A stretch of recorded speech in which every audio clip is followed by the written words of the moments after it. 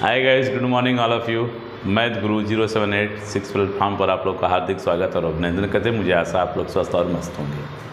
आज की टॉपिक हम लोग का है विषम संख्याओं का योगफल निकालना। जैसा कि आप लोगों ने हमारे शॉर्टकट वीडियो में आप लोगों ने देखा कि मैंने तुरंत जो है कि 3 सेकंड के अंदर में मैंने विषम संख्याओं का योगफल निकाल के आप लोग के सामने मैंने फेंक दिया।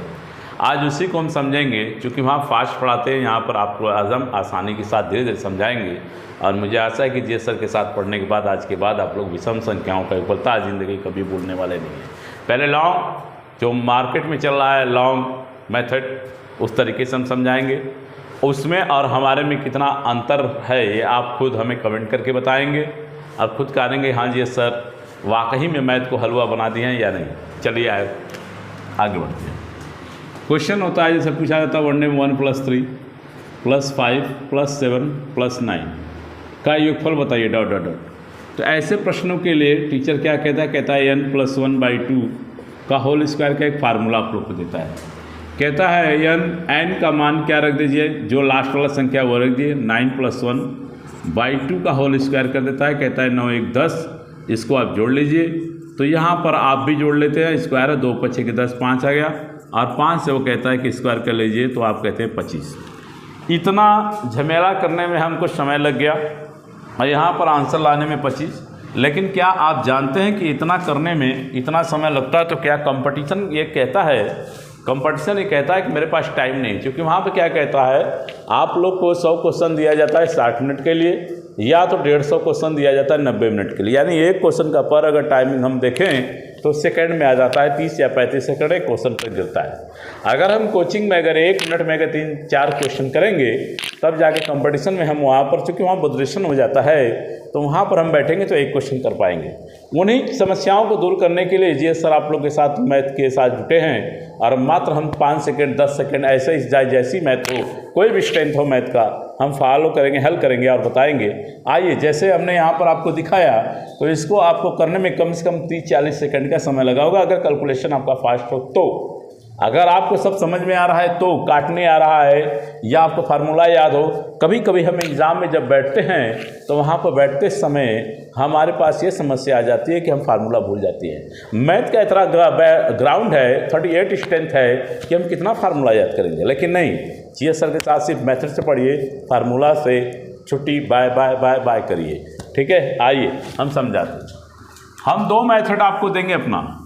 ये तो फार्मूले का मेथड था जो आजकल मार्केट में चल रही है, लेकिन हम अपना मेथड दे रहे हैं। एक मेरा मेथड है, देखिए हमने कहा ये क्वेश्चन है और हमारे पास समय सिर्फ बचा हुआ है 10 सेकंड का। तो क्या करेंगे, तो हम इस क्वेश्चन को ना लास्ट वाला पद जो है इसमें 1 जोड़ेंगे। देखिए 1 जोड़ेंगे, 9 में अगर हमने 1 जोड़ लिया तो 9 में हमने 1 जोड़ लिया, यानी इसको उठाकर मैंने इसके साथ अगर ऐड कर लिया तो 10 हो गया। और 10 का तुरंत वहाँ हाफ कर देंगे, यानी आधा करेंगे तो आ जाएगा 5, और 5 का स्क्वायर हो जाएगा 25। खट, क्वेश्चन खत्म, आंसर आ गया। कैसे? ये दिमाग होता है, दिमागी कैलकुलेट आपको करना चाहिए। यानी जो लास्ट नंबर है उस लास्ट नंबर में हम 1 जोड़ेंगे, ऐड करेंगे। 9 है तो 9 में 1 जोड़ा हमने, 10 हुआ, और 10 का हाफ कर देंगे यानी आधा, 5 हो गया। आप 5 का स्क्वायर जानते हो, स्क्वायर का मतलब क्या होता है, कुछ बच्चे नहीं जानते हो तो बता दें। 5 के पावर 2 यानी 5 × 5 = 25 यानी 25। ठीक है, तो ये तो रहा जीएसआर का मेथड। एक और है जीएसआर का मेथड। अगर मान लीजिए आप यहाँ पर भूल गए, मैंने कहा था ना एक सवाल को, एक क्वेश्चन को हम 8 प्रकार से लगाएंगे, जो समझ में आएगा वैसे आप करिएगा। कहते हैं कि मैं जहाँ भी जिस जगह रहता हूँ वहाँ अपनी खामियां को नहीं छोड़ता हूँ। कहते हैं कि जहाँ जैसा पोस्ट वहाँ वैसा काम करते हैं। तो आज आप लोग के साथ जुटे हैं तो कहते हैं कि अपने ज्ञान का हम प्रसार आप लोग के साथ स्वयं कर रहे हैं। चलिए आइए देखते हैं। अब इस क्वेश्चन है, इन क्वेश्चनों को हम देखेंगे। अब यहाँ पर समझिए कि एक तो मैंने मेथड आपको बता दिया, दूसरा मेथड क्या है। दूसरा मेथड ये है कि बेटा इसको काउंटिंग कर लो। देखो कैसे काउंटिंग करके कितना मजा आएगा। ये कहोगे, मुझे आशा है कि 100% कहोगे जी सर ये मेथड मेरे को पसंद आ गया। कैसे? 1 2 3 4 5, चूंकि ये 5 है, आपके गिनने में 5 आया, 5 का स्क्वायर कितना हुआ 25। कहानी खत्म हो गई, आंसर आ गया। ये क्या हो गया, आपने क्या किया? अरे कुछ नहीं किया भाई, इन सभी संख्याओं को मैंने जोड़ा और इसी का वर्क कर दिया।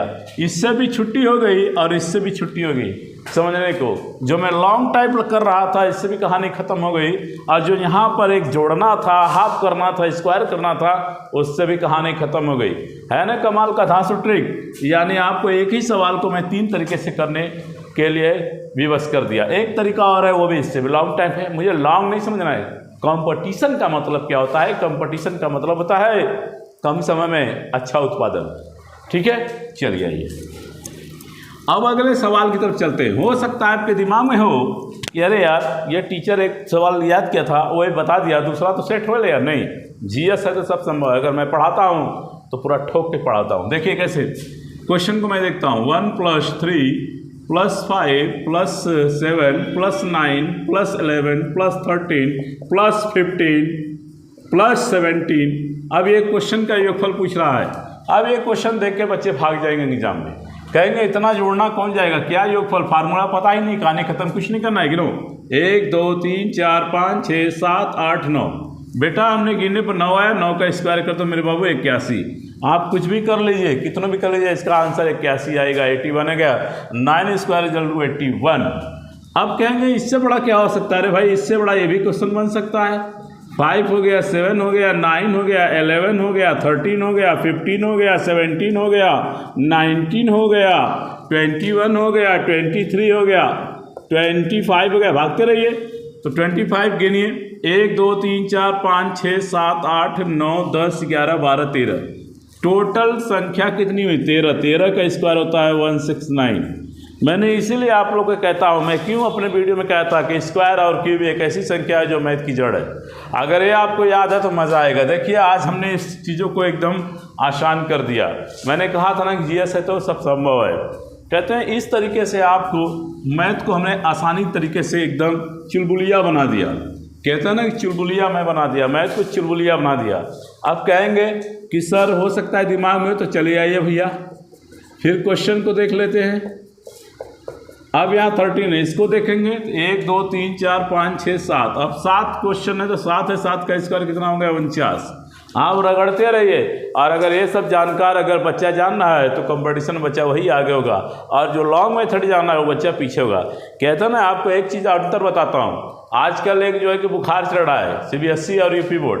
हम तो मानते हैं जहाँ तक कि हमारे यूपी बोर्ड के बच्चे सबसे अच्छे हैं, सीबीएसई बोर्ड के बच्चे एकदम फालतू हैं। क्यों फालतू हैं? रीज़न हम बताते हैं। आज उठा के इतिहास देख लीजिए। यूपी बोर्ड के 98% अगर हम बात करें तो 90% भी बात करते हैं बच्चे आईएएस पीसीएस या यूपीएससी टॉप करें यूपी बोर्ड के बच्चे, सीबीएसई के नहीं है। रीज़न क्या होता है कि सीबीएसई यूपी में क्या अंतर है मैं आपको बता देता हूँ। सीबीएसई बोर्ड के बच्चों को सिलेबस बता दिया जाता है, ये चैप्टर यूटी फर्स्ट में आएगा, इतना चैप्टर यूटी सेकंड में आएगा। वो रट्टू होते, रट्टू सुग्गा होते। उनसे अगर हट के कोई क्वेश्चन पूछा जाए तो वो एक क्वेश्चन का जवाब नहीं दे सकते। लेकिन हमारे यूपी बोर्ड के बच्चे इतने पहलवान होते हैं कि उनको ये बताया नहीं जाता कि पेपर का ग्राउंड कहाँ से होगा, कहाँ से पूछा जाएगा। वो बेचारे दिन रात हर एक बुक को तोड़ते रहते हैं। अगर उनका 88% आ गया और सीबीएसई बोर्ड का हम कहते हैं 99% भी आ गया तो उसके मतलब कुछ नहीं रखता है। क्योंकि यूपी बोर्ड का बच्चा 60% पाया तो मेहनत करके पाया है, और सीबीएसई बोर्ड के बच्चे अगर 90% पाए हैं तो वो रगड़ कर रट कर वो चीज़ों को पाए हैं। तो इसीलिए वो सक्सेस नहीं होते हैं। रीजन का कारण यह है कि उनको बस रट के बस एक चीज़, good morning, good afternoon, yes coming, welcome, ये करने से ज़िंदगी नहीं जाती है। असली ज़िंदगी है रणभूमि का वो ज़िंदगी होती है जहाँ पर हम कंपटीशन जाके लड़ते हैं। यहाँ तक कि 4 इंग्लिश का शब्द सीख लेने से और 2-4 वर्ड स्पोकन बोल लेने से कोई चिड़िया पहाड़ नहीं उठा लेती है। अगर आपको काम करना है तो अपने हर एक बेस पर काम करिए। हमारी जड़ कहाँ से कमज़ोर है उस जड़ को मजबूत करिए। ये करने से आप आगे बढ़ेंगे, न कि 2-4 वर्ड सीख लेने से गुड आफ्टरनून, गुड इवनिंग और वेलकम, कमिंग सर, गो सर, आए फलानवा सर, ठेकनवा सर करने से कुछ नहीं होता है। ये तो एक बिजनेस का धंधा हो गया है, और इस धंधाओं से आप लोग दूर रखिए अपने बच्चों को। कम से कम उस पर ये ध्यान दीजिए कि वो वाकई में वो पढ़ने योग्य है कि नहीं, कि चाट चुलबुलिया इंग्लिश सीखकर वो आगे नहीं जा सकता है। क्योंकि हमारा एक सिद्धांत है कि अगर आप पढ़िए तो मन से पढ़िए, अन्यथा झोला उठाकर फेंक दीजिए।